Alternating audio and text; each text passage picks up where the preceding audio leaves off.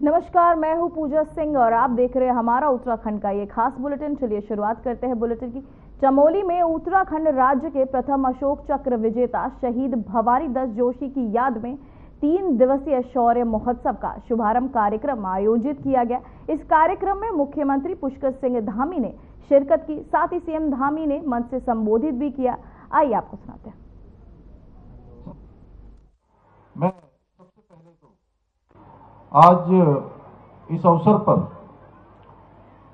चेपड़ों की इस पावन भूमि पर अमर शहीद श्री भवानी दत्त जोशी की पुण्य स्मृति में आयोजित होने वाले इस शौर्य महोत्सव में आप सबकी उपस्थिति के लिए मैं हृदय से आप सबका स्वागत करता हूं, आप सबका अभिनंदन करता हूं। और मेरी माताओं बहनों ने, प्यारे बच्चों ने मेरे यहाँ पहुँचने पर जिस प्रकार मेरा स्वागत किया, मेरा अभिनंदन किया, मैं भी आप सबका हृदय से स्वागत करता हूं, आप सबका अभिनंदन करता हूं। और इस थराली की, इस चेपड़ों की इस वीर भूमि को दोनों हाथ जोड़कर प्रणाम करता हूं। और चेपड़ों के वीर सपूत, राज्य के प्रथम अशोक चक्र से सम्मानित वीर बलिदानी स्वर्गीय भवानी दत्त जोशी जी को अपनी श्रद्धांजलि अर्पित करता हूं। भाइयों बहनों, आज के इस अवसर पर सेना के वीर योद्धाओं का बड़ी संख्या में हमारे सैनिक, पूर्व सैनिक आज इस कार्यक्रम में यहाँ पर उपस्थित है। सच में आप सबके बीच में आकर मेरा मन भाव विभोर उठा है, क्योंकि जब भी मैं सैनिकों के बीच में होता हूं या सेना से जुड़े हुए किसी भी कार्यक्रम में होता हूं, किसी बलिदानी की पुण्य स्मृति के अवसर पर हो या किसी अन्य कार्यक्रम में, सच में ऐसा लगता है कि मानो जैसा बचपन से हम सब लोगों ने देखा, जैसा रीतू दीदी ने यहाँ पर बताया, कि ऐसा लगता है कि अपने परिवार के बीच में आए हैं। हम सब अपने परिवार के बीच में हैं। हम सभी जानते हैं अमर शहीद भवानी दत्त जोशी जी ने 6 जून 1984 को ऑपरेशन ब्लू स्टार में असाधारण साहस और शौर्य का परिचय देते हुए बहुत अहम भूमिका निभाई थी। इस ऑपरेशन में उनके अद्वितीय शौर्य और अदम्य साहस के बल पर उनकी बटालियन को अपने मिशन को सफलतापूर्वक पूरा करने में कामयाबी हासिल हुई थी। इस मिशन में नायक भवानी दत्त जोशी जी ने भारतीय सेना की गौरवशाली परंपरा को आगे निभाते हुए, आगे बढ़ाते हुए अपना सर्वोच्च बलिदान दिया। राष्ट्र के लिए किए गए उनके इस बलिदान के लिए स्वर्गीय भवानी दत्त जोशी जी को मरणोपरांत अशोक चक्र जैसे सर्वोच्च वीरता पुरस्कार से अलंकृत किया गया। भाइयों बहनों, उत्तराखंड की पवित्र भूमि हमेशा से वीरों की भूमि रही है। चाहे वो प्रथम विश्व युद्ध हो, चाहे द्वितीय विश्व युद्ध हो, स्वतंत्रता संग्राम की लड़ाई हो, या उत्तराखंड के वीर सपूतों ने हमेशा अपने प्राणों की आहुति देकर भारत मां के मान, सम्मान और स्वाभिमान को बढ़ाने का काम किया है। भाइयों बहनों, तो वहीं आप सुन रहे थे पुष्कर सिंह धामी को, जहां वो मंच पे पहुंचे, साथ ही वहां से वो संबोधित भी कर रहे थे, साथ ही उन्होंने कई विचार भी साझा किए। चलिए रुक करते हैं अगली खबर का, जहां जम्मू कश्मीर रच रहा इतिहास। पीएम नरेंद्र मोदी ने दी बड़ी सौगात। आज से जुड़ गया है नया अध्याय, चिनाब अजी ब्रिज का लोकार्पण। विश्व का सबसे ऊंचा ब्रिज है चिनाब। को बढ़ाने का काम हो रहा है, हमारे जवानों के मनोबल को बढ़ाने का काम। चलिए आपको सुनाते हैं पीएम नरेंद्र मोदी क्या कुछ कह रहे हैं। उनको वस्त्र दिए जा रहे हैं। बारामूला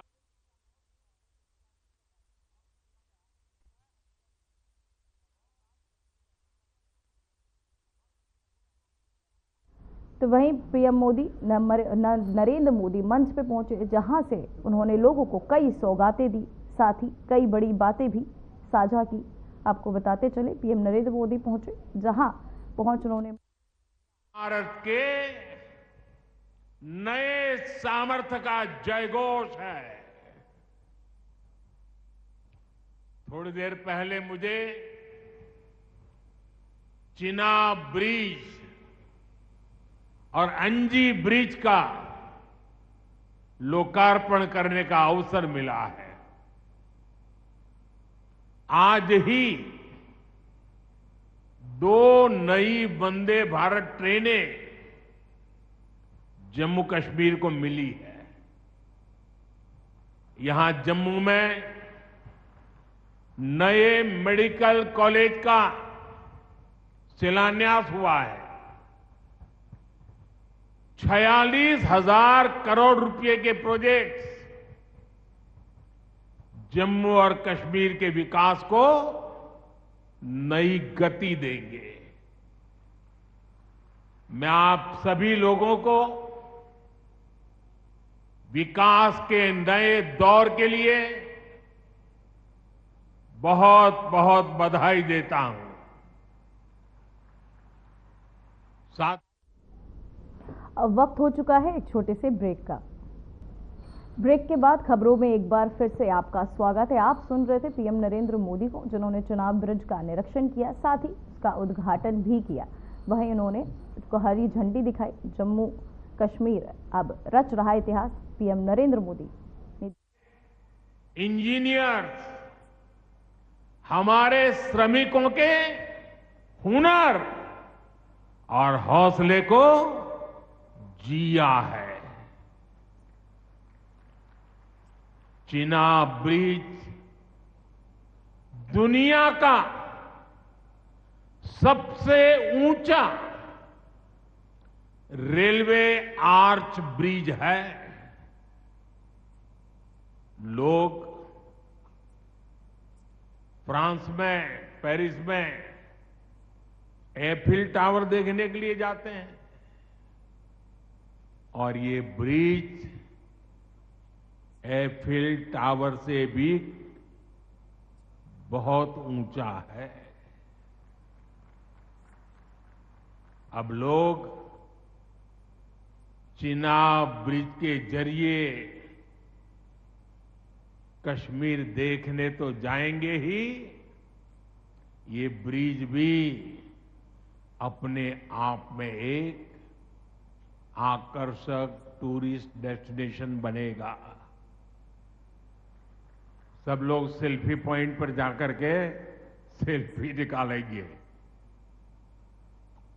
हमारा अंजी ब्रिज भी इंजीनियरिंग का बेहतरीन नमूना है।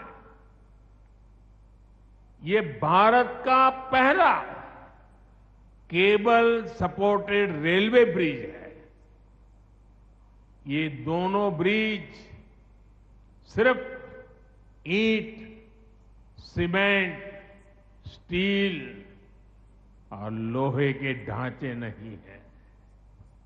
ये पीर पंजाल की दुर्गम पहाड़ियों पर खड़ी भारत की शक्ति का जीवंत प्रतीक है। ये भारत के उज्जवल भविष्य की सिंह गर्जना है। ये दिखाता है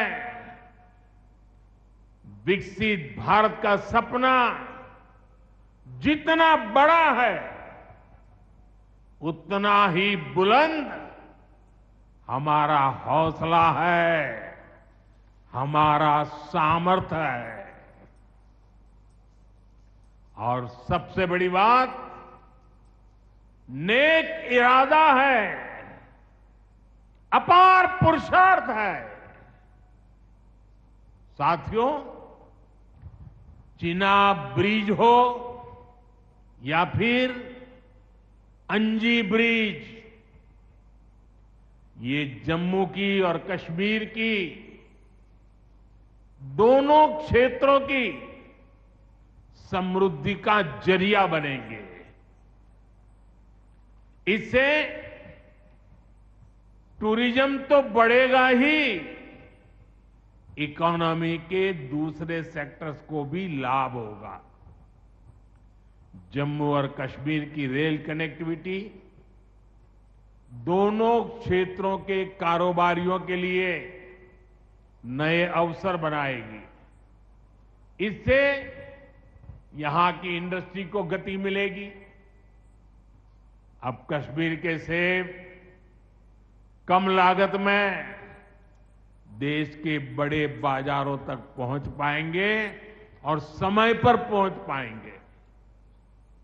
सूखे मेवे हो या पश्मीना शॉल, यहां का हस्तशिल्प अब आसानी से देश के किसी भी हिस्से तक पहुंच पाएगा।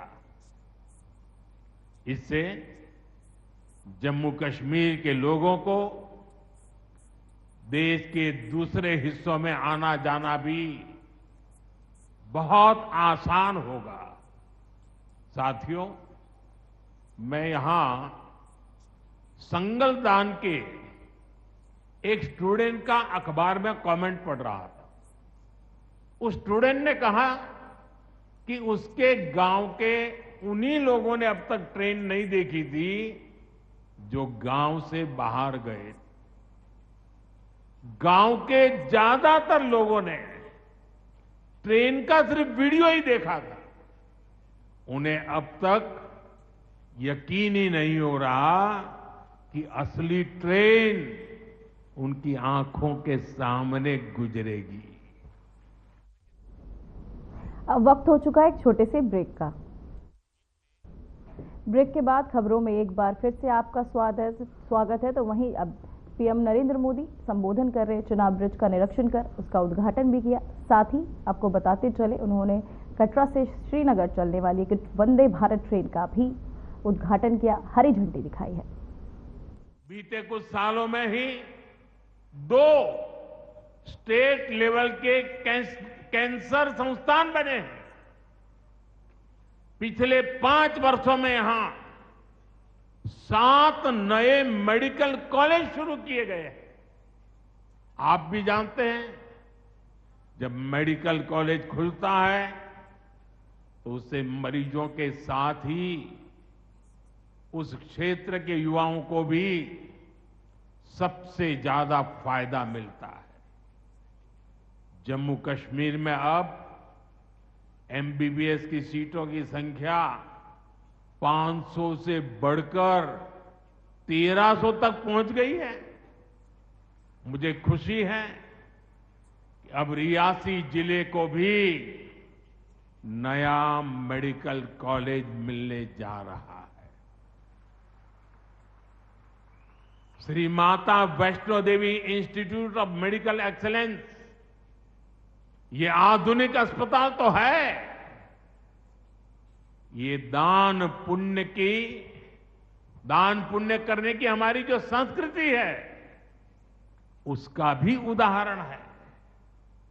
इस मेडिकल कॉलेज को बनाने में जो राशि लगी है उसके लिए भारत के कोने कोने से माता वैष्णो देवी के चरणों में आने वाले लोगों ने दान दिया हुआ है। मैं श्री माता वैष्णो देवी साइन बोर्ड को, उनके अध्यक्ष मनोज जी को इस पवित्र कार्य के लिए बहुत बहुत शुभकामनाएं देता हूं। इस अस्पताल की क्षमता भी 300 बेड से बढ़कर 500 बेड की जा रही है। कटरा में माता वैष्णो देवी के दर्शन करने आने वाले लोगों को भी इससे बहुत सहूलियत रहने वाली है।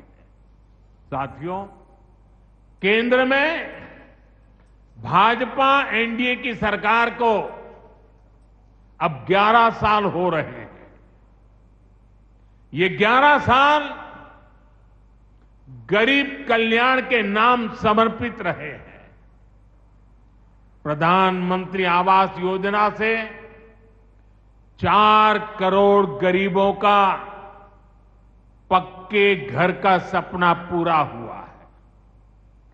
उज्ज्वला योजना से 10 करोड़ रसोइयों, उसमें धुएं का अंत हुआ है।